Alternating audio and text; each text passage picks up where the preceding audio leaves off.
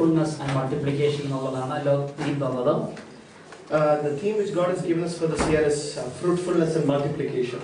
ദൈവം ആഗ്രഹിക്കുന്ന ഫലം അധികമായി കായ്ക്കുവാൻ ദൈവം നമ്മെക്കുറിച്ച് ആഗ്രഹിക്കുന്നു. God desires that each one of us will bear more good and lasting fruit for the kingdom of God. യോഹന്നാൻ 15-ാം അധ്യായത്തിൽ നിന്നാണ് നാം ധ്യാനിച്ചുകൊണ്ടിരിക്കുന്നത്. We have been meditating from John chapter 15 for the past few weeks.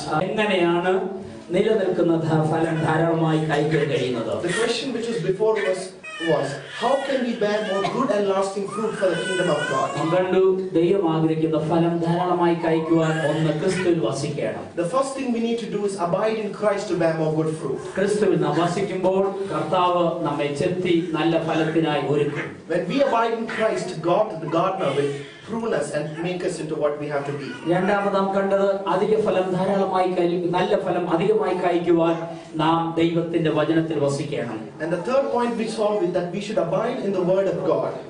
മൂന്നാമത്തെ main point നാം ചിന്തിച്ചുകൊണ്ടിരിക്കുന്നതാണ് അധിക ഫലം ധാരാളമായി കായ്ക്കുവാൻ ദൈവത്തിന്റെ ആത്മാവിൽ വസിക്കുക. We have to abide in the Spirit of God to bear more good fruit. അപ്പോൾ ആ മെയിൻ വിഷയമാണ് ഇപ്പോൾ നാം ചിന്തിച്ചുകൊണ്ടിരിക്കുന്നത്. And that's the point which we are meditating in these days. ദൈവത്തിന്റെ ആത്മാവിൽ വസിക്കുക. To abide in the Spirit of God. നാം കണ്ടു ദൈവത്തിന്റെ ആത്മാവിൽ വസിച്ചാൽ എന്താണ് ഗുണം? We've been looking what is the benefit we will get if we abide in the Spirit of God. ഒന്നാമത്തെ ഗുണം ദൈവത്തിന്റെ ആത്മാവിൽ വസിച്ചാൽ ക്രിസ്തുവിനെ അടുത്തറിയുന്നതിന് സാധ്യമായി തീരും. If we abide in the Spirit of God, the first point is we'll have an intimate relationship with Christ. യേശു ക്രിസ്തുവിനെ അടുത്തറിയുവാൻ ദൈവത്തിന്റെ ആത്മാവിൽ വസിക്കണം. We have to abide in the Spirit of God to understand the intimate relationship with Christ. ദൈവത്തിന്റെ ആത്മാവിൽ വസിക്കുന്ന ഒരുവന് മാത്രമേ ക്രിസ്തുവുമായിട്ട് വളരെ ശക്തവും അകമഴിഞ്ഞമായ ഒരു ബന്ധം സാധ്യമാകുകയുള്ളൂ. Unless and until you abide in the Spirit of God, then only you can have a strong and bountiful relationship with Christ. രണ്ടാമത്തെ ഫലം ആത്മാവിൽ വസിച്ചാൽ എന്താണ്?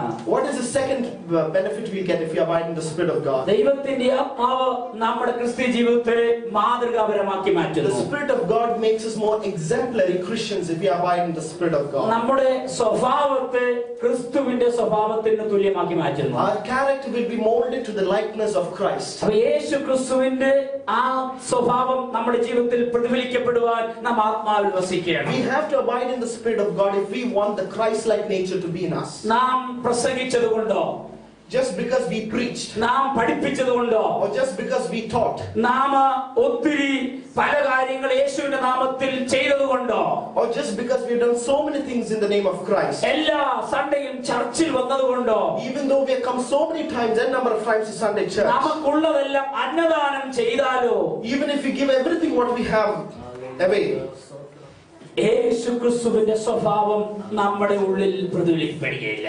we can still not have the exemplariness of Christ's character in our lives. ക്രിസ്തുവിന്റെ ആത്മാവ് നമ്മുടെ ഉള്ളിൽ നിരന്തരമായി വസിച്ച് നമ്മെ നയിക്കുവാൻ അനുവദിച്ചെങ്കിൽ മാത്രമേ ക്രിസ്തുവിന്റെ സ്വഭാവം നമ്മുടെ ഉള്ളിൽ പ്രതിഫലിപ്പിക്കപ്പെടൂ. Unless we allow the Spirit of Christ to abide in us, then only can we be exemplary Christians, Christ-like. വീണ്ടും ജനനം പ്രാപിക്കുക എന്നുള്ളത് ദൈവവചനത്തിൽ ഒരു മനുഷ്യനെ കുറിച്ച് ആഗ്രഹിക്കുന്ന വസ്തുതയാണ്. God desires that each person should be saved or having a salvation experience. അപ്പോൾ ദൈവം ആഗ്രഹിക്കുന്നത് born again experience, വീണ്ടും ജനനം പ്രാപിക്കുക എന്നുള്ളത് എല്ലാ മനുഷ്യരെ കുറിച്ച് ദൈവം ആഗ്രഹിക്കുന്നു. God desires from every human being to have a born again experience. ആ വീണ്ടും ജനനം പ്രാപിക്കുക എന്നുള്ളത് ദൈവം തന്നിരിക്കുന്ന ഒരു ഫ്രീ ഓഫറാണ്, സൗജന്യ ദാനമാണ്. It's a free offering given by God to have a salvation experience. മറന്നുപോകരുത്, ആ ഫ്രീ ഓഫറിൽ ആ സൗജന്യ ദാനം ദൈവം ആ ദാനമായി ഓഫർ ചെയ്യുമ്പോൾ ആര് മനസ്സോടെ സ്വീകരിക്കുമോ, ആര് മനസ്സോടെ ഏറ്റെടുക്കുമോ അവർക്കുള്ളതാണ് നിത്യജീവൻ. Whoever accepts it completely, the free offering from God, that is salvation, a born again experience, God will give it unto them. ശ്രദ്ധിക്കുക, രണ്ടാമത് രക്ഷിക്കപ്പെട്ട ഒരു ദൈവത്തിന്റെ പൈതൽ അല്ലെങ്കിൽ വീണ്ടും ജനം പ്രാപിച്ച ഒരു പൈതൽ, ദൈവത്തിന്റെ പൈതലിന് അടുത്ത സ്റ്റെപ്പാണല്ലോ ജലസ്നാനം എന്നുള്ളത്. The second step a child of God should have after having a born again experience is a water baptism. നാം കഴിഞ്ഞാഴ്ച കണ്ടു, ജലസ്നാനം എന്നുള്ളത് ഒരു കമാൻഡ്മെന്റ് ആണ്, ഒരു കൽപ്പനയാണ്. We've been looking that water baptism is a commandment by God. അത് commandment എന്ന് പറയുന്നത്, കൽപ്പന എന്ന് പറഞ്ഞാൽ അതിന് ഓപ്ഷൻ ഒന്നുമില്ല. When it's a commandment, there is no option to a commandment. അതായത് ഒത്തിരി ചോയ്സസിൽ നിന്നും ഇഷ്ടമുള്ളത് തിരഞ്ഞെടുക്കാൻ പറ്റുന്നതല്ല ജലസ്നാനം എന്ന് പറയുന്നത്. Water baptism is not an option. There is not a list of choices where you can choose from. It is a commandment. ക്രിസ്തുവിന്റെ ശിഷ്യനാകുവാൻ ആഗ്രഹിക്കുന്ന ഏത് വ്യക്തിയും അനുസരിക്കേണ്ട ഒരു കൽപ്പനയാണ് ജലസ്നാനം. Any person who wants to be a disciple of Christ should follow the commandment. That's water baptism. അപ്പോൾ ശ്രദ്ധിക്കുക, born again experience, വീണ്ടും ജനനം എന്നുള്ള അനുഭവം ഒരു ഫ്രീ ഗിഫ്റ്റ് ആണ്, സൗജന്യ ദാനമാണ്. So listen to me when I say born again experience is a free gift which is given unto the people. എന്നാൽ കർത്താവിന്റെ കൽപ്പന എന്നുള്ള ജലസ്നാനമുള്ളത് യേശുവിന്റെ കൽപ്പനയാണ്. But the second thing, that is water baptism, is a commandment of Christ. മൂന്നാമത് ആത്മസ്നാനം. ആത്മസ്നാനം എന്നുള്ളത് ഒരു വാഗ്ദത്തമാണ്, ഒരു promise ആണ്. The third point, that's the Holy Spirit baptism. That is a promise given unto the children of God. വാഞ്ചിക്കേണ്ടതും ആഗ്രഹിക്കേണ്ടതും അനുഭവിക്കേണ്ടതുമായ ഒരു വാഗ്ദത്തമാണ് ആത്മസ്നാനം. It is a promise which is given for us to enjoy in the Spirit. വിജയകരമായ ക്രിസ്ത്യ ജീവിതം നയിക്കുവാൻ ആഗ്രഹിക്കുന്ന ഏത് ക്രിസ്ത്യാനിയും ആഗ്രഹിക്കേണ്ടതും വാഞ്ചിക്കേണ്ടതുമായ ഒരു വാഗ്ദത്തമാണ് ആത്മസ്നാനം. Any Christian who desires to be a disciple of Christ should desire for the Holy Spirit's move in his life. അതായത് നാം കേട്ട സങ്കീർത്തനത്തിൽ മനുഷ്യൻ എന്ന് പറയുന്ന ഒരു ശ്വാസം മാത്രമാണ്. As we read in the Psalms, a man is only a breath. നീ പുറത്തോട്ട് വിടുന്ന ശ്വാസം തിരിച്ചെടുക്കാൻ കഴിഞ്ഞില്ലെങ്കിൽ തീർന്നു, ഒറ്റ ശ്വാസത്തിന്റെ മാത്രം ഉടമയാണ്. If you cannot take back the breath which you left out, that's over. That's the life of a man. നാം നമ്മുടെ ഈ ഭൂമിയിലെ ജീവിതം ഒരു നിഴലാണെന്ന് അവർ മനുഷ്യനെ കുറിച്ച് പറയുന്നത് കടന്നു പോകുന്ന പാസിംഗ് ബൈ ഷാഡോയ്ക്ക് തുല്യമാണ് നമ്മളെന്ന്. The man's life is depicted as a moving, passing by shadow in the word of God. എന്നാൽ ശ്രദ്ധിക്കുക, ഈ നിത്യനും അനന്യനും സ്തുത്യനുമായ സൃഷ്ടിതാവായ ദൈവം, സകല ചരാചരങ്ങളെ സൃഷ്ടിച്ച സൃഷ്ടിതാവായ ദൈവം തന്റെ ആത്മാവിനെ ഈ നിഴലായ എന്റെ ശരീരത്തിൽ, എന്റെ ജീവിതത്തിൽ ഈ ഒറ്റ ശ്വാസത്തിന്റെ മാത്രം ഉടമയായ ഈ പൊടിക്കുള്ളിൽ വസിക്കുവാൻ ദൈവം പ്രസാദിച്ചത് എന്റെ ചിന്തയ്ക്കപ്പുറമാണ്. It is beyond my thought to wonder how this amazing, wonderful God could choose something which is worthless like us, which is dust, to fill us with the Holy Spirit. അപ്പോൾ ഈ ദൈവത്തിന്റെ ആത്മാവ്, When this Holy Spirit from God, നീ സ്വന്തം ആത്മനിറവ് അല്ലെങ്കിൽ ആത്മസ്നാനം, ആ അനുഭവം എന്ന് പറയുന്നത് സ്വന്തം നിന്റെ ബുദ്ധി കൊണ്ട് ചിന്തിക്കാൻ പറ്റുന്ന ഒരു അറിവല്ലത്. it is not something, the fulfillment of the Holy Spirit is not something which we can think from our heads. നീ വായിച്ചും കേട്ടും അറിഞ്ഞും ബുദ്ധിയിൽ വെച്ച് നല്ലതെന്ന് അടിവരയിട്ട് പറയുവാനുള്ള ഒരു കൺസെപ്റ്റ് അല്ല ഹോളി സ്പിരിറ്റ് ബാപ്റ്റിസം എന്ന് Holy പറയുന്നത്. Spirit baptism is not a concept where you can learn and try to understand by yourself. എന്നാൽ ആത്മസ്നാനം എന്നുള്ള അനുഭവം, But the Holy Spirit baptism, that experience, ഒരു യഥാർത്ഥ ദൈവത്തിന്റെ പൈതൽ ആഗ്രഹിച്ചു വാഞ്ചിച്ചു കാത്തിരുന്ന എന്ത് വില കൊടുത്തും പ്രാപിക്കണമെന്ന് പറഞ്ഞ് അതിനു വേണ്ടി പ്രാപിക്കുവാൻ, മുതൽ കൊടുക്കുവാൻ തയ്യാറുള്ളവനാണ് ഒരു ദൈവഭക്തൻ. only a child of God who desires from his heart can only receive the Holy Spirit baptism. Hallelujah. നമ്മുടെ ഭൗതിക നന്മയ്ക്ക് നാം വില കൊടുക്കാൻ തയ്യാറാണ്. We are ready to give away all our worldly possessions. ഇവിടെ NHSന്റെ ജോലി കിട്ടിയില്ലെങ്കിൽ NHSന്റെ ജോലി ഉള്ളിടത്തേക്ക് പോകുവാൻ നാം തയ്യാറാണ്. We are ready to look for other alternatives in this world. ഞാൻ പറഞ്ഞത് നാം സ്ഥലം മാറി ജോലിക്ക് നാം തയ്യാറാണ്. We are ready even to sacrifice the place we are living to search for a job elsewhere. ദൂരെ യാത്ര ചെയ്ത് ജോലി ചെയ്യാൻ തയ്യാറാണ്. We are ready to leave whatever we have here in search of a job elsewhere. അല്പം പൈസ മുടക്കേണ്ടി വന്നു കഴിഞ്ഞാൽ സോളിസിറ്റർ ആർക്കെങ്കിലും കാശ് കൊടുത്ത് അത് മുടക്കിയെടുക്കാൻ തയ്യാറാണ്. We are all ready to make many sacrifices in decisions we take. IELTS അല്ല, ഇനിയും ELTS വന്നാലും നാം എഴുതാൻ തയ്യാറാണ്. Even if there's something beyond IELTS also, we are ready to do that also. എന്നാൽ ദൈവത്തിന്റെ ആത്മാവ് സ്വന്തം സൃഷ്ടിതമായ കർത്താവിന്റെ രക്ഷകനായ ക്രിസ്തുവിന്റെ ആത്മാവ്, ദൈവത്തിന്റെ പരിശുദ്ധാത്മാവ് നിന്നെ നിറയ്ക്കുവാൻ, നിനക്ക് വാഗ്ദത്തമായി നിനക്ക് നൽകുവാൻ മനസ്സോടെ കാത്തിരിക്കുമ്പോൾ അതിനു വേണ്ടി എന്ത് വില കൊടുക്കുവാൻ നീ തയ്യാറുള്ളവനാകും. But when God is ready to fill you with the Spirit of God, when He's ready and desiring to fill you, how much more are you willing to sacrifice what you have right now? ആത്മസ്നാനം പ്രാപിക്കാത്ത ദൈവത്തിന്റെ പൈതലേ, Oh my child, who's not yet received the Holy Spirit baptism, ഇന്ന് വലക്കാലം ക്രിസ്തുവിന്റെ ആത്മാവിൽ ഞാൻ നിങ്ങളെ ബുദ്ധി but ഉപദേശിപ്പിക്കുന്നത്, from the Spirit of God I'm telling you today, ഇന്ന് വലക്കാലം ഒരു സഹോദരൻ നിലയിൽ ഞാൻ നിങ്ങൾക്ക് ബുദ്ധി ഉപദേശിക്കുന്നത്, from a point of a brother I'm telling you today, ഞാൻ നിങ്ങളെ ക്രിസ്തുവിൽ എൻകറേജ് ചെയ്യുന്നത്, I'm encouraging you today in Christ. ഏറ്റവും സുന്ദരവും അനുഗ്രഹിക്കപ്പെട്ടതുമായ ഒരു അനുഭവമാണ് ആത്മസ്നാനം It's എന്നുള്ളത്. a wonderful, beautiful and enriching experience. That's a water എന്റെ baptism. ബുദ്ധി കൊണ്ട് മനസ്സിലാക്കുവാൻ പറ്റുന്നതല്ല അനുഭവം. It is not an experience you can understand from your brain or your ഒരുപക്ഷേ thoughts. നീ ബൈബിൾ 25 പ്രാവശ്യം വായിച്ചാലും അനുഭവം മനസ്സിലായെന്ന് വരികയില്ല. You must have but still you won't understand this. എന്നാൽ തൃത്വത്തിൽ മൂന്നാമനായ ദൈവത്തിന്റെ ആത്മാവ്, But when it's from the Trinity, when the Holy Spirit from God, കളിമണ്ണിന്റെ ഉടമയായ നിന്നിൽ, when it comes to the dust that's clay which is you're made of, ഒരു ശ്വാസം മാത്രമായ നിന്നിൽ, you who is just one breath of life, പാഞ്ഞു പോകുന്ന ഒരു നിഴൽ മാത്രമായ when you നിന്നിൽ, are a shadow which passes by, നിന്റെ ഉള്ളിൽ വസിക്കുവാൻ, when that Holy Spirit is ready to live in you, നിന്നെ നിറയ്ക്കുവാൻ, when that Holy Spirit is ready to fill you, മനസ്സ് കാണിക്കുമ്പോൾ, oh, will you be ready for that? നീ അതിന്റെ ആഴം മനസ്സിലാക്കണം. Will you understand the depth of it? അതിന്റെ അർത്ഥം Will you മനസ്സിലാക്കണം. understand what it means? Or are you desiring for it? അതിനെ ഇഗ്നോർ ചെയ്യരുതെന്നൊരു വാണിംഗ് ഇവിടെ തരുന്നു. I'm giving you a warning, do not ignore it. വിജയകരമായ ക്രിസ്ത്യൻ ജീവിതം നയിക്കുക. If you do not ignore it, you will have a fruitful Christian ഈ life. പരാജയപ്പെട്ട എല്ലാ മേഖലകളും നിങ്ങൾക്ക് വിജയം തരുവാൻ, Whatever parts of your life you had failures, they will all be blessings. ഒരു വിജയകരമായ ക്രിസ്തു ജീവിതത്തിന് വേണ്ടി നിന്നെ നയിക്കുവാൻ, And that spirit will lead you into a fruitful Christian life. ക്രിസ്തുവിനെ പോലെ നിന്നെ ആക്കി തീർക്കുവാൻ, And that spirit will make you like Christ. ദൈവത്തിന്റെ ആത്മാവിന്റെ വാഞ്ച. If you only have the desire of the Holy Spirit. ഇതുപോലെക്കാലം മനസ്സോടി അതിനു വേണ്ടി സ്വന്തം ഹൃദയം തുറക്കുവാൻ കർത്താവിന്റെ നാമത്തിൽ ഞാൻ നിങ്ങളെ ആഹ്വാനിച്ചു. I all plead all of you to have a desiring heart for the Holy Spirit. എനിക്കറിയാം ഹോളി സ്പിരിറ്റ് ബാപ്റ്റിസം അല്ല എന്റെ വിഷയം എന്നുള്ളത്. My message today is not Holy Spirit baptism. എന്നാൽ ആ ഉള്ളിലെ പ്രേരണ കൊണ്ട് ഞാൻ പറഞ്ഞു But പോയതാണ്. just because of the leading of the Spirit, I'm telling you today. നിങ്ങൾ എല്ലാവരും ആത്മസ്ഥാനം പ്രാപിക്കണമെന്നുള്ള അതിയായ വാഞ്ച കൊണ്ട് ഞാൻ പറഞ്ഞു പോയതാണ്. I'm just telling you because of the great desire for all of you today. ഞാൻ പറഞ്ഞു, ഈ ആത്മസ്ഥാനം പ്രാപിച്ച ഒരു വ്യക്തിയെ ദൈവത്തിന്റെ ആത്മാവ് വീണ്ടും വീണ്ടും നിറയ്ക്കുമെന്ന് പറഞ്ഞു. I've been telling those who have received the Spirit, God again and again renew him with the Spirit of God. ഞാനൊരു എക്സാമ്പിൾ പറഞ്ഞല്ലോ. സ്വത്രം പഴയ സ്വത്രം പുതിയ നിയമസഭ രണ്ടാമധ്യായത്തിൽ അപ്പോസ്തല പ്രവൃത്തി രണ്ടാമധ്യായത്തിൽ ദൈവത്തിന്റെ ആത്മാവിനെ നിറച്ചതാണ്.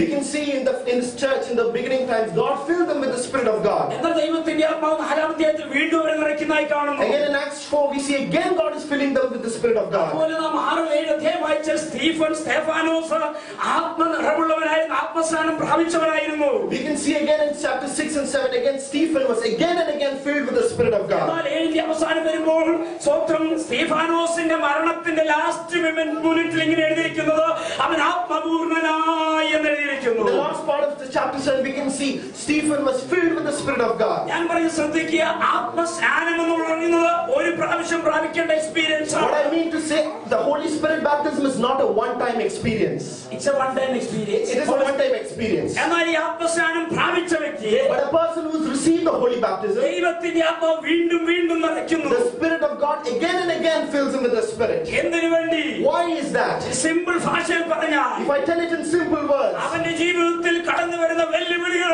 അതിജീവിപ്പാൻ അവനെ പ്രാപ്തനാക്കുവാൻ, it is to encourage him in the Spirit of God whenever he faces any task. അവനോട് കൂട്ടനാരൻ നീ ഇവിടെ പരാജയപ്പെട്ടു എന്ന് പറഞ്ഞ് അവനെ നിരാശപ്പെടുത്തുന്ന മേഖലകളൊക്കെ അവനെ ശക്തനാക്കുവാൻ ദൈവം The Spirit of God is given for every victory against the devil. ഇവനെ കടന്നിനേക്കാൾ ദൈവത്തിന് Oh my dear brothers and sisters who is listening to me നിന്റെ today, കാതുകളിൽ ഒരു പക്ഷെ ദുഷ്ടൻ വന്നിരിക്കുന്നുണ്ടായിരിക്കും. the devil must be closing your ears today. നിനക്ക് ആ പ്രത്യേക മേഖലയിൽ വിജയം തരത്തില്ലെന്ന്. The devil might not give you victory in many areas of your നിന്നെ life. തള്ളി പടുകുഴിയിലേക്ക് ഇട്ടു. He must be throwing you down in the deep of ഇത് sin. നിനക്ക് ദൈവാത്മാവ് പറയുന്നു, But today the Spirit of God says, നിന്നെ നിന്റെ ശക്തിയായി നിറച്ച് I will fill you with my Spirit. നിന്നെ പരാജയപ്പെട്ട ആ മേഖലയിൽ Wherever you're fallen in all those areas, നിനക്ക് വിജയം തരുന്നു. I will give you victory. നിന്നെ എഴുതി തള്ളിയ മേഖലയിൽ, In all areas where you're fallen, ഈ കൊള്ളത്തിന് പറഞ്ഞ മേഖലയിൽ, in all areas where you're fallen, നീ ജയിച്ചതിന്റെ പറഞ്ഞ മേഖലയിൽ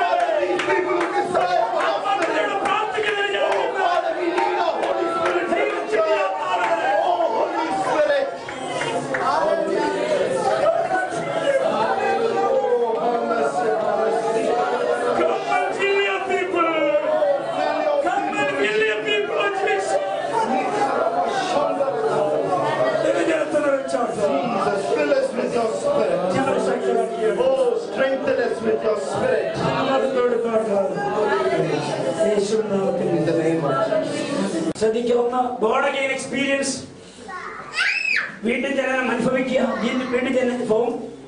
Born again experience. രണ്ട്, ജലസ്നാനം. The second step is water baptism. മൂന്ന്, ആത്മസ്നാനം. The third step is Holy Spirit baptism. നാലാമത്, ആത്മാവിൽ വസിക്കുക. And the fourth point is living in the Spirit. ആത്മാവിൽ വസിക്കുക എന്നുള്ളത് ഒരു അനുഭവമല്ല.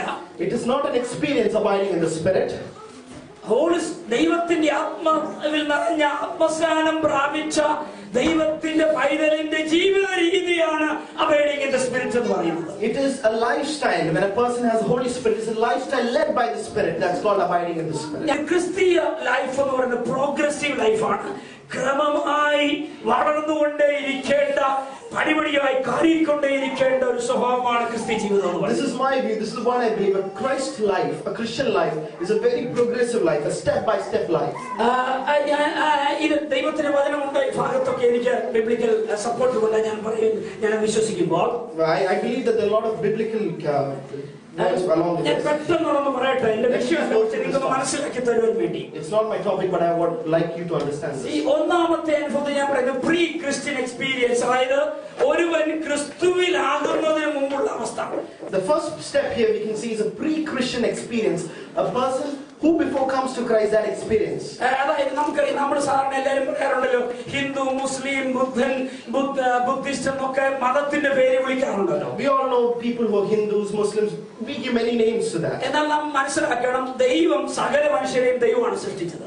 But we should remember one thing: God created everybody. എല്ലാ മനുഷ്യരും ദൈവത്തിന്റെ സൃഷ്ടിയാണ്. Every person on the earth is a creature of God. ശ്രദ്ധിക്കുക, ഈ ഭൂമിയിൽ ജനിച്ച ഏത് വ്യക്തിയുടെയും രക്ഷയ്ക്ക് വേണ്ടിയാണ് ദൈവം തന്റെ പുത്രനായ യേശുവിനെ കാൽവറിയിൽ നൽകിയത്. For every person in this world, God gave His only Son for everyone. അതായത് യോഹന്നാൻ 3:14 വായിക്കുന്നു, തന്റെ ഏകജാതനായ പുത്രൻ നശിച്ചു പോകാതെ, വിശ്വസിക്കുന്ന ഏവനും നശിച്ചു പോകാതെ നിത്യജീവൻ പ്രാപിക്കേണ്ടതിന് അവനെ നൽകുന്ന ലോകത്തെ സ്നേഹിച്ചു. We can read in John 3:16. We can see God gave His only begotten Son for those who have been perished. Okay, none should perish. ആരും നശിച്ചു പോകരുത്. None should perish. For that reason, God gave His only begotten Son. പത്രോസിന്റെ ലേഖനത്തിൽ പത്രോസ് പറയുന്നു, യേശുവിന്റെ രണ്ടാം വരവ് താമസിപ്പിക്കുന്നതും ആരും നശിച്ചു പോകരുത് ആ ചിന്തയില്ല. In Peter we see Peter saying that God is delaying His coming so that nobody will be perished. ശ്രദ്ധിക്കുക, പിതാവാം ദൈവം ആരും നശിച്ചു പോകാതിരിക്കുവാൻ ഏകപുത്രനെ തന്നു. So listen to me, God gave His only Son so that nobody will perish. എന്നാൽ ഈ ഏകപുത്രനെ, But this only Son, ഈ ഭൂമിയിൽ സ്വത്രം രണ്ടാമതയച്ച് സകല മാനവജാതിയുടെയും മുഴങ്കാൽ അവന്റെ മുമ്പാകെ മടക്കി യേശു എന്ന കർത്താവെന്ന് വിളിക്കുന്ന ഒരു സുദിനം പിതാവാ ദൈവം സ്വത്രം പർപ്പസ് ചെയ്തിട്ടുണ്ട്, പ്ലാൻ ചെയ്തിട്ടുണ്ട്. എന്നാൽ ആ ദിനം ദീർഘിപ്പിക്കുന്നത് പോലും ആരും നശിച്ചു പോകരുത്. God, the second coming of Christ has been delayed just because everyone will not perish. അതായത് തന്റെ പുത്രനെ ക്രൂശിച്ചവരും, തന്റെ പുത്രനെ ഭരിച്ചവരും, തന്റെ പുത്രനെ ദുഷിച്ചവരും, തന്റെ പുത്രനെ നിന്ദിച്ചവരും സകല മുഴങ്കാലും മടങ്ങി യേശു കർത്താവെന്ന് വിളിക്കുന്ന ഒരു സുദിനം ദൈവം പ്ലാൻ ചെയ്ത് വെച്ച്, ദൈവത്തിന് ഇഷ്ടമുണ്ടത് നാളെയാക്കാൻ, ദൈവത്തിന് ഇഷ്ടമുണ്ട് ഇന്നാക്കാൻ. പക്ഷെ അത് താമസിപ്പിക്കുന്നത് സഹോദര സഹോദരി, നീ രക്ഷപ്രാപിക്കുവാൻ ആരും നഷ്ടപ്പെട്ടു. Even those who persecuted Christ on the cross, and whoever is persecuting Christ, for all of them to have salvation, God is delaying His time to come to the earth. അപ്പോൾ ശ്രദ്ധിക്കുക. So listen to me. അതുകൊണ്ട് ഞാൻ വിശ്വസിക്കുന്നത്, So what I believe is, എല്ലാ മനുഷ്യരും യേശുവിനെ അറിയേണ്ടവരാണ്. every person should know Christ. Yeshu വസിക്കേണ്ടവരാണ്. They are the ones who abide in Christ. യേശുവിനെ രക്ഷകനായി സ്വീകരിക്കേണ്ടവരാണ്. They are people who should accept Jesus as their Savior. അതുകൊണ്ട് അതിനു മുമ്പുള്ള അവരുടെ അനുഭവത്തെ ഞാൻ പറയുന്നു പ്രീ ക്രിസ്ത്യൻ. അവർ ക്രിസ്തുവിൽ വസിക്കുന്നതിന് മുമ്പുള്ള അനുഭവം. And for that I call it pre-Christian experience. ചിലരൊക്കെയും ക്രിസ്തുവുമായിട്ടുള്ള ബന്ധത്തിൽ വരുന്നതിന് മുമ്പ് ഈ ലോകം വിട്ടുപോകും. There are many people who leave this earth even before they know Christ. ക്രിസ്തുവിനെ അറിഞ്ഞ നമ്മുടെ ഉത്തരവാദിത്വമാണ് നമ്മുടെ സുഹൃത്തുക്കൾ, പ്രിയപ്പെട്ടവർ, നമ്മളെല്ലാവരും അവരെ വിശ്വസിച്ചെന്നിരിക്കാം, പൊട്ടനെന്ന് വിളിച്ചെന്നിരിക്കാം, ബോഷെന്ന് വിളിച്ചെന്നിരിക്കാം, മണ്ടനെന്ന് വിളിച്ചെന്നിരിക്കാം. അറിഞ്ഞ പ്രിയപ്പെട്ടവരായ നമ്മുടെ ഉത്തരവാദിത്വമാണ് അറിയാവുന്നിടത്തോളം മാക്സിമം മറ്റുള്ളവരെ കൂടെ ഈ നിത്യരക്ഷയ്ക്ക് വേണ്ടി വിളിക്കുക. It is our responsibility as Christians to tell our fellow brothers who do not know about Christ about the salvation they get through Christ. Okay, ഈ പ്രോഗ്രസീവ് മൂവിൽ രണ്ടാമത്തേത് nominal Christian a life, nominal Christian life, nominal Christian experience. In this progressive move, the second step is a nominal Christian life. നാമധേയ ക്രിസ്തീയ അനുഭവം ജീവിതം. A nominal Christian life, a namesake Christian. യേശുമായിട്ട് ഒരു ബന്ധമില്ലാത്ത അനുഭവം. ആദ്യത്തെ അനുഭവം എന്ന് പറഞ്ഞാൽ യേശുവിനെ കുറിച്ച് ഒരുപക്ഷെ കേട്ടിട്ട് പോലുമില്ലായിരിക്കാം ഒരു അനുഭവം. The first step is when he doesn't know anything about Christ. രണ്ടാമത്തേത് നോമിനൽ നാമധേയ ക്രിസ്തീയ അനുഭവം. And the second is a namesake Christian. എന്ന് പറഞ്ഞു കഴിഞ്ഞാൽ പേരുകൊണ്ട് for namesake ക്രിസ്ത്യാനി. The second is a namesake Christian. Just for the name, he is a Christian. അതിനെന്ത് ചെയ്യണം?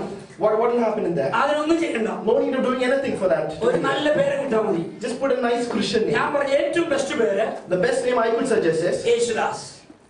Yesudas, Yesudas, Yeshudas. യേശുവിന്റെ ദാസൻ. Jesus' disciple. അങ്ങനെ മലയാളത്തിൽ പറഞ്ഞ യേശുദാസ് എന്ന് പറഞ്ഞാൽ മതി. അത്രയും ശരിയായിട്ട് ശരിയാക്കില്ല. രണ്ട് ക്രിസ്തുദാസ്, വേറെ പേര് Christudas. The second name is Christudas. Okay, അപ്പൊ യേശുദാസ് ക്രിസ്തുദാസ് നല്ല പേര്. It's a good name. I suggest those two names, Yeshudas and Christudas. അത് സൂചിച്ചില്ലെങ്കിൽ വേറെ നല്ല പേര് തോമസ്. അരുവിന്റെ കൂടെ തോമസ് നല്ല പേര്. കാരണം കേരളത്തിൽ വന്ന അപ്പോസ്തലൻ പേര് Thomas. And third name I can suggest is Thomas. അല്ലെങ്കിൽ അന്ത്രയോസ്, Or else Andreas. അല്ലെങ്കിൽ ഒന്നാമത്തെ പോപ്പ് പീറ്റർ, പത്രോസ്, Or else Peter. അല്ലെങ്കിൽ പൗലോസ്. Or else Paul. നല്ല സുന്ദരം പേരുകൾ. So all these are very nice names. അല്ലെങ്കിൽ റോസമ്മ, അറിവില്ലല്ലോ, Chinnamma, Okay, Chinnamma. Mariyamma, Mary, Elizabeth. Okay, നല്ല പേരുകൾ. നല്ല ക്രിസ്തീയ പേരുകൾ. There are so many nice Christian names. യേശുമായിട്ട് യാതൊരു ബന്ധം വേണമെന്നില്ല. There's no need to have any relationship with him. പള്ളി പോകണമെന്നേ ഇല്ല. Oh, there is no need of even going to a church. പള്ളിയിലൊന്നും പോകണ്ട. മരിച്ചു കഴിയുമ്പോ ആരെയും കൊണ്ടുപോയി അയ്യോടെ വിഷമിക്കണ്ട. No need of going to church. When you die, somebody will just take your നല്ലൊരു name. പേര് മാത്രം മതി. There's only needed a good name. യേശുമായിട്ട് യാതൊരു വ്യക്തിപരമായിട്ട് ബന്ധവും വേണ്ട. There is no need of any relationship with Christ. നാമധേയ ക്രിസ്തീയ അനുഭവം. That is called namesake Christians. അതെവിടെയായാലും മതി. അപ്പം ചോദിക്കും, അതിന് ക്രിസ്തീയ കുടുംബത്തിൽ ജനിക്കണോ? വേണ്ട. ക്രിസ്തീയ കുടുംബത്തിൽ ജനിക്കുകയും വേണ്ട. You might ask, should I be born in a Christian family? No need. There's പേര് no need. മാറ്റിയാൽ മതി. You just change your name. Okay, മൂന്നാമത്തെ അനുഭവം. The third experience is, born again Christian experience. that's a born again Christian experience. വീണ്ടും ജനനം പ്രാപിച്ച ക്രിസ്തീയ അനുഭവം. A person who's already had the experience of being born again. അതാണ് എന്താണ് അതിന്റെ അർത്ഥം? What does that mean? നമ്മുടെ ഈ ഭൂമിയിലെ ജീവിതം, ബർത്ത് എന്ന് പറയുന്നത് നമ്മുടെ അമ്മയുടെ ഉദരത്തിൽ ജനിച്ചു വളർന്നു. അത് നമ്മുടെ ബയോളജിക്കൽ ബർത്താണ്, ശാരീരികമായ ജനനം. And as we know, the humanly way, the biological way of being born, that's the first way from our mom.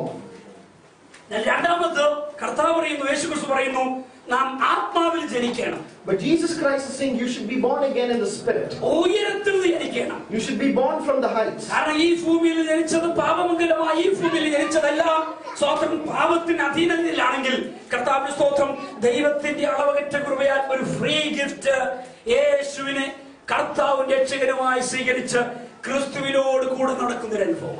The born again experience is given by free gift for Christ, so that you will be born in Him. ഒരു പുതിയ സൃഷ്ടിയായി തീരുന്ന So അനുഭവം. that you will be a new creation in ഒരു Christ. പുതിയ ജീവിതത്തിലുടമയായി So തീരുന്നു. that you will be a caretaker of a new life. അത് യേശുവിന് മാത്രമേ തരുവാൻ ഈ ഭൂമി കഴിയൂ. And only Jesus Christ can give that unto us. യേശുവിനെ രക്ഷകനും കർത്താവുമായി സ്വീകരിച്ച് വീണ്ടും ജനനം പ്രാപിക്കുന്ന Christian.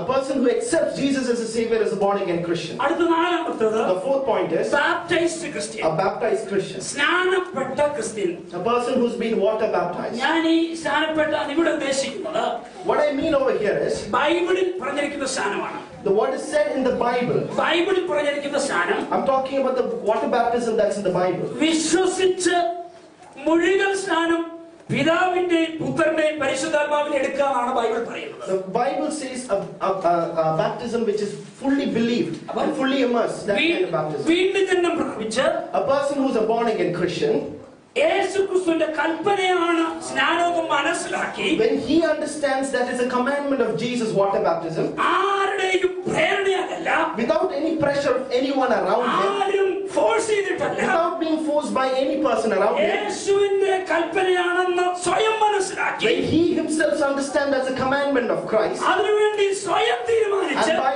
himself takes a decision, ആ സ്വയം ആ കൽപ്പന സ്വീകരിക്കുന്ന അനുഭവം. and with his own desire, when he does it, that's called baptized Christian. ആ വ്യക്തിയാണ് സ്നാനപ്പെട്ട ക്രിസ്ത്യാനി ദൈവവചനത്തിന്റെ അടിസ്ഥാനത്തിൽ. So that person is called a baptized Christian according to the word of God. ഇനി ഈ പ്രോഗ്രസീവ് നേച്ചറിൽ നമ്മൾ മുമ്പോട്ട് പോകുമ്പോൾ ഈ ഞാൻ കൈയുയർത്തുന്നത് നിങ്ങളിപ്പോ നോക്കുക, നിങ്ങൾ എവിടെ വരെ ആയിരുന്ന ഒന്നാമത്തെ ഉള്ള ആരെങ്കിലും ഉണ്ടോ?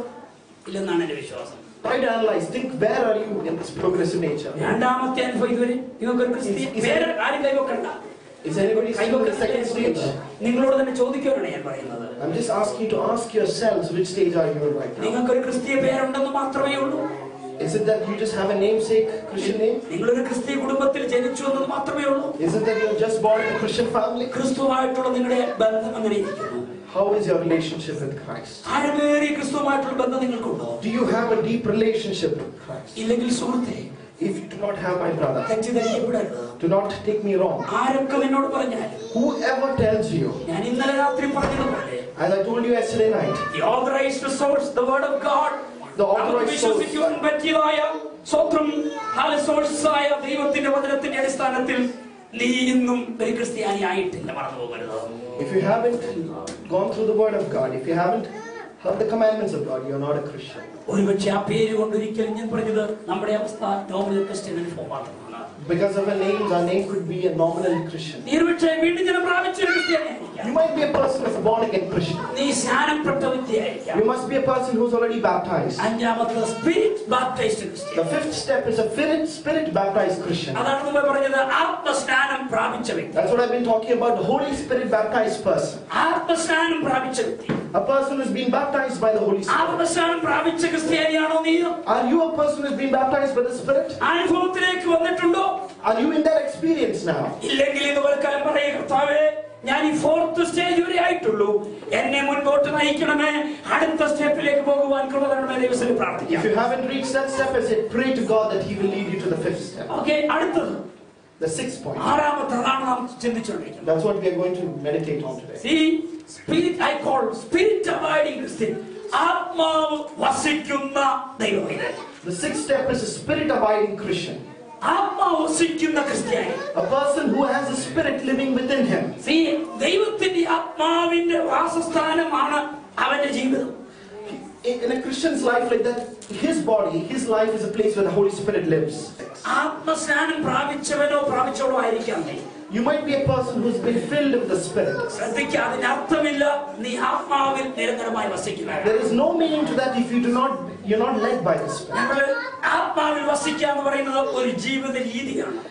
Abiding in the Spirit is a lifestyle. അതൊരു എൻ്റെ ഒരു ഡിഫറെന്റ് രീതിയാണ്. It's a totally different, distinctive way. ഞാൻ ആ ഭാഗത്തേക്കാണ് കടന്നു വരുന്നത്. I'm coming to that point right now. എന്നാൽ ഇനി ഏഴാമത് ഒരു കാര്യം കൂടെ, ഇത് ക്ലൈമാക്സ് ഓഫ്, ഞാൻ വിശ്വസിക്കുന്നു, ക്രിസ്തീയ സ്വഭാവത്തിന്റെ climax. Christ-like Christian. It is a climax of the whole progressive nature, Christ-like Christian. അപ്പോൾ ഈ ആത്മാവിനാൽ ആത്മശാന്തി പ്രാപിക്കുന്നതും, when you be baptized in the Holy Spirit, ആത്മാവിനിൽ വസിക്കുന്നതും, and when the Holy Spirit start abiding in you, എന്താണ് final goal? എന്താണ് final ലക്ഷ്യം? what is the final goal? നിന്നെ ക്രിസ്തുവിനു സമാനരാക്കുക. To make you like Christ. ശ്രദ്ധിക്കുക, നിന്നെ ക്രിസ്തുവാക്കുകയല്ല. It is not making you like the physicality of Christ. നിന്നെ ക്രിസ്തു തുല്യനാക്കുകയല്ല. It is not making up to Christ. എന്നാൽ നിന്നെ ക്രിസ്തു സമാനരാക്കുക. But it's making you the divine character of Christ. ക്രിസ്തുവിനെ പോലെയാക്കി It's making you like the character of Christ. ദൈവത്തിന്റെ ആത്മാവ് നമ്മുടെ ഉള്ളിൽ വസിക്കുന്നതിന്റെ റീസൺ അതിനു വേണ്ടിയാണ്. The reason why the Holy Spirit is living in us is for that purpose. ശ്രദ്ധിക്കുക, So listen to me. കളിമണ്ണായ നമ്മിൽ, We who is made of clay, ഇഴലായ നമ്മിൽ, and we who are a passing shadow, നമ്മൾ ഒരു ശ്വാസമായ നമ്മെ, we who are just a breath away from death, ആദ്യ ആദമന്റെ അതേ സ്വഭാവമുള്ള നമ്മെ, we who are sinful nature of Adam, ഒടുക്കത്തെ ആദാമിന്റെ സ്വഭാവം നമ്മിൽ തരുവാനുള്ള ആത്മാവിന്റെ വ്യഗ്രത. the Spirit of God was given so that we will be like the second Adam. ശ്രദ്ധിക്കണം, ആത്മാവ് എന്തിനാണ് നമ്മുടെ ഉള്ളിൽ തന്നിരിക്കുന്നത്? Why is the Spirit of God given to us? യേശുവിനെ പോലെ നമ്മെ ആക്കി തീർക്കുക. Just to make us like Christ. നമ്മുടെ ഉള്ളിൽ വസിക്കുന്ന ആത്മാവ് എന്താണ് സംഭവിച്ചിരിക്കുന്നത്? What is the Spirit of God which is doing in us? ദൈവത്തിന്റെ ആത്മാവ് നമ്മുടെ ഉള്ളിൽ നിന്ന് ഇറങ്ങിയാണ്. It is groaning inside us. നമ്മുടെ ഉള്ളിൽ നിന്ന് നമ്മെ പുഷ് ചെയ്യുകയാണ്. It is pushing us forward. നമ്മളെ ദൈവത്തിന്റെ ആത്മാവ് ഉള്ളിൽ നിന്ന് പ്രേരിപ്പിക്കുകയാണ്. It is giving us thoughts from the Spirit. ദൈവത്തിന്റെ ആത്മാവ് നമ്മുടെ കാതിൽ മന്ത്രിക്കുകയാണ്. It's making us hear more of the word of God. ദൈവത്തിന്റെ ആത്മാവ് ചിലർക്കൊക്കെ നമ്മളോട് നോ പറയുകയാണ്. Some places the Spirit of God says, no child, don't go there. ചിലർക്കൊക്കെ നമ്മെ യെസ് പറയുകയാണ്. And some places the Spirit of God is saying, say yes. ദൈവത്തിന്റെ ആത്മാവ് ചിലർക്കൊക്കെ നമുക്ക് വിലകൽപ്പിക്കുകയാണ്. And some places the Spirit of God is saying, do that. എന്തിനാണ് അത് ചെയ്യുന്നത്? Why is the Spirit of God making us do that? യേശുവിനെ പോലെ നമ്മെ ആക്കി തീർക്കുവാനുള്ള വ്യഗ്രത. It is desires us to be like Christ. യേശുവിനെ പോലെ ആക്കി തീർക്കുവാനുള്ള തന്റെ ശ്രമം. The Spirit of God is pushing us to be like Christ. നമ്മുടെ ഉത്തരവാദിത്തം എന്താണ്? And what is our responsibility? യേശുവിനെ പോലെ നമ്മെ ആക്കി തീർക്കുവാനുള്ള ആത്മാവിന്റെ വ്യഗ്രതയിൽ. And for all the groaning desires of the Holy Spirit. യേശുവിനെ പോലെ ആക്കി തീർക്കുവാനുള്ള ആത്മാവിന്റെ ഞരക്കത്തിൽ. And all the groaning desires of the Spirit. What should we do? യേശുവിനെ പോലെ നമ്മെ ആക്കി തീർക്കുവാനുള്ള ആത്മാവിന്റെ പരിശ്രമത്തിൽ. And when the Holy Spirit is pushing forward to make us like Christ, what should we do? We should understand that calling. And we should hear that groaning pain of the Spirit. And we should allow ourselves to the push of the Spirit. We should surrender ourselves to that calling. And give ourselves completely to that calling.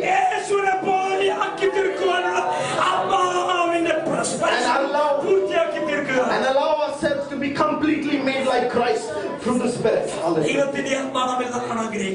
And that is what the Spirit of God desires in our lives. I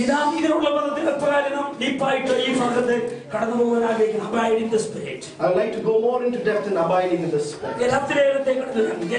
Let's go to Galatians, the 5th chapter. 16 onwards. എന്നാൽ നിങ്ങൾ ജഡത്തിന്റെ മോഹം നിവർത്തിക്കുകയില്ല എന്ന് ഞാൻ പറയുന്നു. ജഡാഭിലാഷം ആത്മാവിനും ആത്മാഭിലാഷം ജഡത്തിനും വിരോധമായിരിക്കുന്നു. നിങ്ങൾ ഇച്ഛിക്കുന്നത് ചെയ്യാതവണ്ണം അവ തമ്മിൽ പ്രതികൂലമല്ലോ. ആത്മാവിനെ അനുസരിച്ച് നടക്കുന്നു എങ്കിൽ നിങ്ങൾ ന്യായപ്രമാണത്തിന് കീഴുള്ളവരല്ല. ജഡത്തിന്റെ പ്രവൃത്തികളോ ദുർനടപ്പ്, അശുദ്ധി, ദുഷ്കാമം, വിഗ്രഹാരാധന, ആഭിചാരം, പക, പിണക്കം, ജാരശങ്ക, ക്രോധം, ശാഠ്യം, ദ്വന്ദ്വപക്ഷം, ഭിന്നത, അസൂയ, മദ്യപാനം, വെറിക്കൂത്ത് മുതലായവ എന്ന് വെളിവാകുന്നു. ഈ വക പ്രവർത്തിക്കുന്നവർ ദൈവരാജ്യം അവകാശമാക്കിയില്ല എന്ന് ഞാൻ മുമ്പേ പറഞ്ഞതുപോലെ ഇപ്പോഴും നിങ്ങളോട് മുൻകൂട്ടി പറയുന്നു. ആത്മാവിന്റെ ഫലമോ സ്നേഹം, സന്തോഷം, സമാധാനം, ദീർഘക്ഷമ, ദയ, പരോപകാരം, വിശ്വസ്തത, സൗമ്യത, ഇന്ദ്രിയജയം. ഈ വകയ്ക്ക് വിരോധമായി ഒരു ന്യായപ്രമാണവുമില്ല. ഒരു വിധത്തിൽ ഇവിടെ അപ്പോസ്തലനായ പൗലോസ് പറയുന്നത് രണ്ട് ലൈഫ് സ്റ്റൈൽ ആണ് ഇവിടെ പറയുന്നത്. Here Apostle Paul is saying about two different lifestyles. അതായത് ഒന്ന് ജഡത്തിന്റെ lifestyle. That's a worldly lifestyle. That's the first one. രണ്ട് ആത്മാവിന്റെ ജീവിതരീതി. And the second one is a spirit-led lifestyle. ആത്മാവിന്റെ ജീവിതരീതിയും ജഡത്തിന്റെ ജീവിതരീതിയും. That's one, that's a worldly lifestyle, and second is spirit-led lifestyle. ആത്മാവിന്റെ വഴിയും ജഡത്തിന്റെ വഴിയും. The way of the world and the way of the spirit. ആത്മാവിന്റെ സ്റ്റൈലും ജഡത്തിന്റെ സ്റ്റൈലും. The style of the spirit and the style of the world.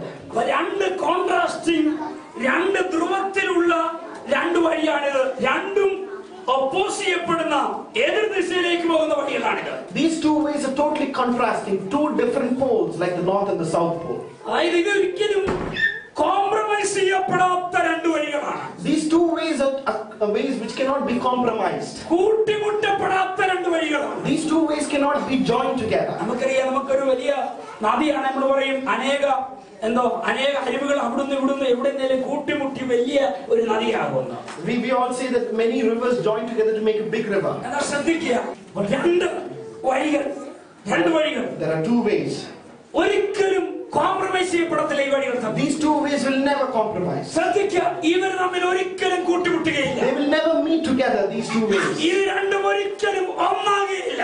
These two ways will never be one. വായിച്ച വചനം കേൾക്കുന്നു, ആത്മാവിന്റെ വഴി ജഡത്തിന്റെ വഴിക്ക് വിരോധമാകുന്നു. The way of the spirit is very contrasting to the way of the world. ശ്രദ്ധിക്കുക, ഇത് രണ്ടും രണ്ട് ഡയറക്ഷനിലേക്കാണ് പോകുന്നത്. These two are two different ways. ഈ ഒരിക്കലും ഒരു ഷോർട്ട് കട്ട് എടുക്കുന്നതല്ല ഇവിടെ. You can never take a shortcut. ഇവിടെ ഒരിക്കലും ഡീവിയേറ്റ് ചെയ്യപ്പെടുന്നില്ല. There is no deviation in these two ways. ഇവിടെ രണ്ടും രണ്ട് ദിശയിലേക്ക് പോകുന്നു. These two are going into two different directions. ആത്മാവിന്റെ വഴിയും ജഡത്തിന്റെ വഴിയും. The way of the spirit and the way of the world. ഒരിക്കലും അവ compromise ചെയ്യപ്പെടില്ല. They will never be compromised. ഇവിടെ നാം വായിക്കുന്ന പദം ഇങ്ങനെയാണ് എഴുതിയിരിക്കുന്നത്, ജഡത്തിന്റെ പ്രവൃത്തികൾ. Here we read the acts of the world, the worldly desire. മറ്റേത് പറയുന്നു ആത്മാവിന്റെ ഫലങ്ങൾ. And the next we read is the fruits of the spirit. ജഡത്തിന്റെ പ്രവൃത്തി, ജഡത്തിന്റെ വഴി. The acts and the way of the worldly nature. ഇന്ന് വലക്കാലം നാം തീരുമാനിക്കുക നാം എവിടെയാണെന്ന്. Today we should understand where are we standing. ഒന്നാമത്തേത് കാണിക്കുന്നത് സ്വന്തം ജഡത്തിന്റെ താല്പര്യങ്ങളെ സംതൃപ്തിപ്പെടുത്തുന്ന പ്രവൃത്തികൾ, ജഡത്തിന്റെ ആഗ്രഹങ്ങളെ തൃപ്തിപ്പെടുത്തുന്ന സ്വന്തം പ്രവൃത്തികൾ. The first we can see is the sinful nature which gratifies our bodily desires. Yes. നമ്മുടെ ജഡത്തിന്റെ ആഗ്രഹങ്ങൾക്ക് പരിപോഷിപ്പിക്കുന്ന, അതിന് വെള്ളമൊഴിക്കുന്ന, അതിന് വളർത്തുന്ന, അതിന് അവസരമൊരുക്കുന്ന, അതിന് സ്വന്തം അറ്റ്മോസ്ഫിയറിനെ കൂട്ടുന്ന ഒരു ജീവിത രീതി. We can see a lifestyle which is driven by the sinful nature to make us sin into the bodily desires. ശ്രദ്ധിക്കുക. Listen to me. നാമെല്ലാം ഈ ശരീരത്തിലാണ് ജീവിക്കുന്നത്. We all are living in this body. നമ്മുടെ ഈ ശരീരത്തിൽ വീണ്ടെടുപ്പ് പ്രാപിച്ചിട്ടില്ല. We haven't yet received the സ്വാഭാവികമാണ് ഈ ശരീരത്തിൽ ജീവിക്കുന്നിടത്തോളം കാലം പഴയ ആദാമിന്റെ സ്വഭാവം നമ്മളിൽ ഉണ്ടാകുവാൻ സ്വാഭാവികമാണ്. അതിനൊന്നും ചെയ്യേണ്ട. As long as we are in the flesh, we'll keep having the natures of the flesh. But ആത്മാവിനാൽ നടത്തപ്പെടുന്ന ഒരു വ്യക്തി, but when a person is led by the Spirit of God, അവൻ മനഃപൂർവ്വമായി ശ്രമങ്ങൾ നടത്തും ജഡത്തിന്റെ വഴിയെ പരിപോഷിപ്പിക്കാതിരിക്കുവാൻ. he will purposely try his level best not to walk in the ways of sinful nature. ആത്മാവിനാൽ നടത്തപ്പെടുന്ന വ്യക്തി, a person who's been led by the Spirit of God, ജഡത്തിന്റെ ആഗ്രഹങ്ങൾ അവന്റെ ഉള്ളിൽ വരുമ്പോൾ, when he has the desires coming in his heart for the worldly sinful time, അവന്റെ ഉള്ളിൽ വസിക്കുന്ന ആത്മാവിന് അവൻ ചെവി കൊടുക്കും. he will listen that time to the Spirit of God which is living within him. അവന് തോന്നുകയാണ് അവൻ നോക്കുന്ന ഒരു വസ്തുത, when he's looking at something, അവൻ കാണുന്ന ഒരു വസ്തുത, when he's looking at something, അവൻ കേൾക്കുന്ന ഒരു വസ്തുത, when he's hearing something, സ്വന്തം ആത്മാവിന്റെ വഴിയിലുള്ളതല്ല, അവന്റെ ജഡത്തിന്റെ ആഗ്രഹങ്ങളെ പരിപോഷിക്കുന്നതാണെന്ന് കാണുമ്പോൾ അവൻ ആത്മാവിന്റെ ശബ്ദത്തിന് ചെവി കൊടുക്കും. the Spirit of God will keep telling him he will not go through those areas. ആത്മാവിന്റെ സ്വന്തം ജഡത്തിന്റെ പ്രവൃത്തികളെ പരിപോഷിപ്പിക്കുന്ന, ജഡത്തിന്റെ ആഗ്രഹങ്ങളെ നിവർത്തിപ്പിക്കുന്ന പ്രവൃത്തികൾ. And whatever the sinful nature does, the Spirit doesn't allow to go. രണ്ടാമത്തേതെന്ന് പറയുന്നത്, The second point is, ദൈവം ആഗ്രഹിക്കുന്നത് ഒരു യഥാർത്ഥ ക്രിസ്ത്യാനി ജീവിക്കേണ്ട ലോകമാണ്. രണ്ടാമത്തെ വഴി, the second way is God desires us to walk in that spiritual way. ആദ്യത്തെ വഴി പ്രീ ക്രിസ്ത്യൻ എക്സ്പീരിയൻസിൽ ക്രിസ്തുവില്ലാത്ത കാലത്തെ അനുഭവങ്ങളാണ്. The first way was a pre-Christian lifestyle where we didn't know about Christ. രണ്ടാമത്തെ ലോകം എന്ന് പറയുന്നത് യഥാർത്ഥ ക്രിസ്ത്യാനി ജീവിക്കേണ്ട ലോകമാണ്. The later part is a world where we should live in a Christ-like അതാണ് attitude. ആത്മാവിന്റെ വഴി എന്ന് That is പറയുന്നത്. the way of the Spirit. ഞാൻ അല്പം കൂടെ അവിടെ വിശദീകരിക്കട്ടെ. Let me go more in detail into this. ഞാനൊന്ന് ജസ്റ്റ് അനലൈസ് ചെയ്തിട്ട് എനിക്ക് അവിടെ ഒത്തിരി നിൽക്കുവാൻ പറ്റത്തില്ല, ഞാൻ താല്പര്യപ്പെടുന്നില്ല.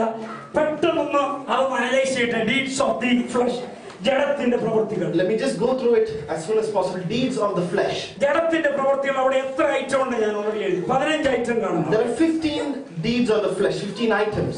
ഈ ജഡത്തിന്റെ പ്രവൃത്തിയിൽ 15 ഐറ്റം നിങ്ങൾക്ക് നോക്കാമെങ്കിൽ കുറച്ചുകൂടെ ഐറ്റങ്ങൾ പൗലോസ് തന്നെ കൊരിന്ത്യ ലേഖനത്തിൽ പറയുന്നു. 1 കൊരിന്ത്യർ 5, 2 കൊരിന്ത്യർ 12 ഒക്കെ ഇതേ കാര്യങ്ങൾ വീണ്ടും ആവർത്തിച്ചും എക്സ്ട്രാ കാര്യങ്ങളോട് In കാണുന്നു. all these references, we can see Paul is again talking about the deeds of flesh. ആർക്കെങ്കിലും എഴുത്തവരുണ്ടെങ്കിൽ ഒന്ന് വായിക്കും, നിങ്ങൾ മനസ്സിലാകും.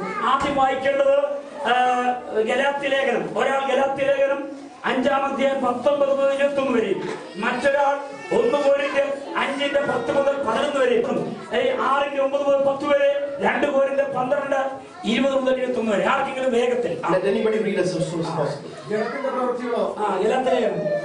ഓക്കെ, വായിച്ചു. ദുർനടപ്പാശുദ്ധി, ദുഷ്കാമം, വിഗ്രഹാരാധന, ആവിചാരം, പരാപിണക്കം, ജാരശങ്ക, ക്രോധം, ശാഠ്യം, ദ്വന്ദ്വവർഷം, ഭിന്നത, അസൂയ, മദ്യപാനം, വെറുപ്പുത്തം മുതലായവ എന്നിവയാകുന്നു. അടുത്തത് ദുർനടപ്പുകാരുടെ സംസർഗമരുത് എന്റെ ലേഖനത്തിൽ നിങ്ങൾക്ക് എഴുതിയിട്ടുണ്ടല്ലോ. അത് ഈ ലോകത്തിൽ ദുർനടപ്പുകാരോടോ, അത്യാഗ്രഹികളോടോ, പിടിച്ചുപറിക്കാരോടോ, വിഗ്രഹാരാധികളോടോ അരുത് എന്നല്ലല്ലോ. അങ്ങനെയെങ്കിൽ നിങ്ങൾ ഈ ലോകം വിട്ടു പോകേണ്ടി വരും. ഈ ലോകത്തിലുള്ള മറ്റുള്ള നമ്മൾ ഭയങ്കര അവൻ ഭാവിയാണ്, അതാണ് അത് യേശുവുമായിട്ട് ബന്ധത്തിലേക്ക് വന്നതിനെ കുറിച്ചല്ല പറയുന്നത്, കർത്താവിനെ അറിഞ്ഞവനെ കുറിച്ച് പറയുന്നു. വായിച്ചോ.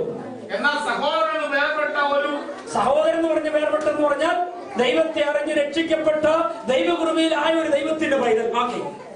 അവൻ ദുർനടപ്പുകാരനോ, അത്യാഗ്രഹിയോ, വിഗ്രഹാരാധിയോ, വാകൃഷ്ണക്കാരനോ, മദ്യപാനോ, പിടിച്ചുപറിക്കാരനോ ആകുമെങ്കിൽ അവനോട് സംസർഗമരുത്. അയ്യോ, അതൊക്കെ പറയുന്നത് അവനോട് സംസർഗമരുത്. അടുത്തത്, അങ്ങനെയുള്ളവരോട് കൂടെ ഭക്ഷണം കഴിക്കുക പോലും അരുത് എന്നത്ര ഞാൻ നിങ്ങൾക്ക് എഴുതിയത്. അയ്യോ എന്റെ ദൈവമേ, അങ്ങനെയുള്ളവരോട് ഭക്ഷണം പോലും കഴിക്കരുത്. Not altogether the fornicators of this world, Okay.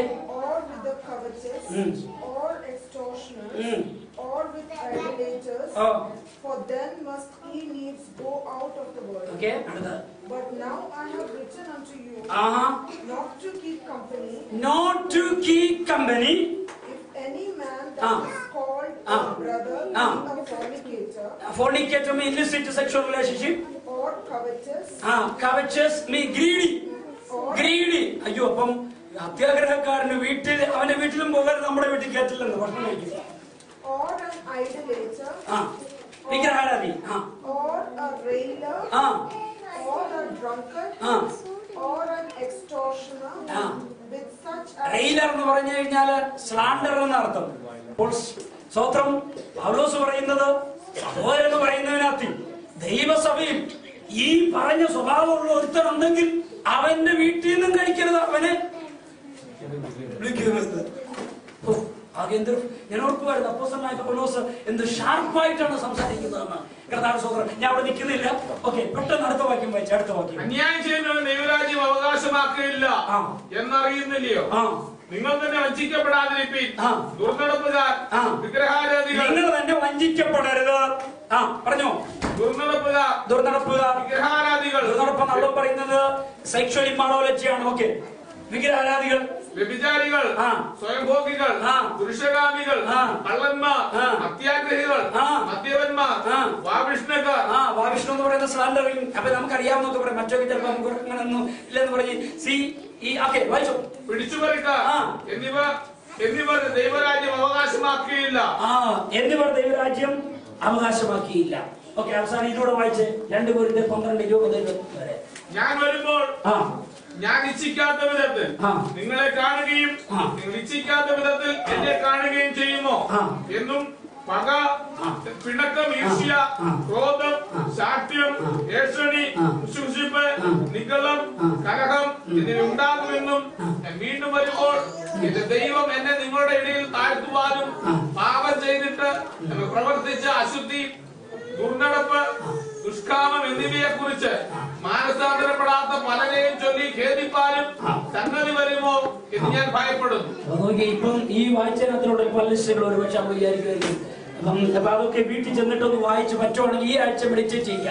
ഈ ഭാഗങ്ങൾ ഞാൻ പറഞ്ഞത് ഇത് നമുക്കൊന്ന് പറ്റുവാണെങ്കിൽ ആത്മാർത്ഥമായിട്ടൊന്നു നമ്മെ തന്നെ ഒന്ന് പരിശോധിക്കേണ്ടി തീർക്കട്ടെ. ഞാൻ വേഗത്തെ ഇനി ഗലാത്യലേഖനത്തിലേക്ക് കടന്നു വരാം. ഞാൻ പറഞ്ഞത് പല പ്രാവശ്യമായിട്ട് പൗലോസ് പറയുന്നു ജഡത്തിന്റെ പ്രവൃത്തികൾ.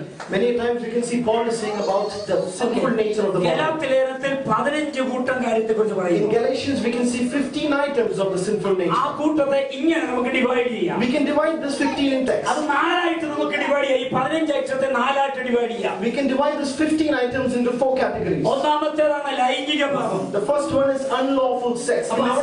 അവിടെ പറഞ്ഞിരിക്കുന്ന പദങ്ങളുടെ ഒറിജിനൽ അർത്ഥങ്ങൾ ഇങ്ങനെയൊക്കെയാണ്: unsanctioned sex, unclean sex, unacceptable sex. അതായത് സ്വീകരിക്കാൻ പറ്റാത്തതും ഡീസന്റ് ഇല്ലാത്തതുമായ, സ്വന്തം അക്സെപ്റ്റഡ് അല്ലാത്തതായ, അൺക്ലീൻ ആയിട്ടുള്ള, ഇംപ്യൂർ ആയിട്ടുള്ള, അശുദ്ധമായിട്ടുള്ളതായ സെക്ഷൽ ലൈഫ് എന്നാണ് പറയുന്നത്. Here it's talking about unclean sex, unsanctioned or unclean, unacceptable sex.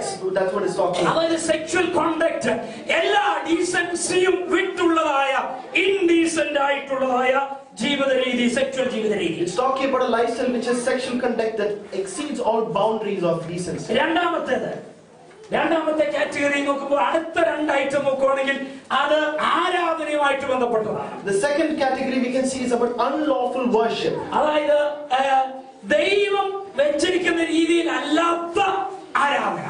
Whatever worship is not kept by the laws of God, that kind of worship. അവിടെ 2 പദങ്ങളും യോജിച്ചിരിക്കുന്നു. ഒന്ന് വിഗ്രഹാരാധനയും മറ്റൊന്ന് അഭിചാരവും. Here there are 2 things, items which is idolatry and witchcraft. എന്താണ് വിഗ്രഹാരാധന? നമുക്കറിയാം, ദൈവം തന്നെ 10 കൽപ്പന മോശയ്ക്ക് കൊടുത്തപ്പോൾ കൽപ്പനകളിലെ 2ാമത്തെ കൽപ്പനയാണ് ഒരു വിഗ്രഹം ഉണ്ടാക്കരുത്. And we know that the second commandment given by God is do not worship idols. എന്താണ് അതിന്റെ അർത്ഥം? What does that mean?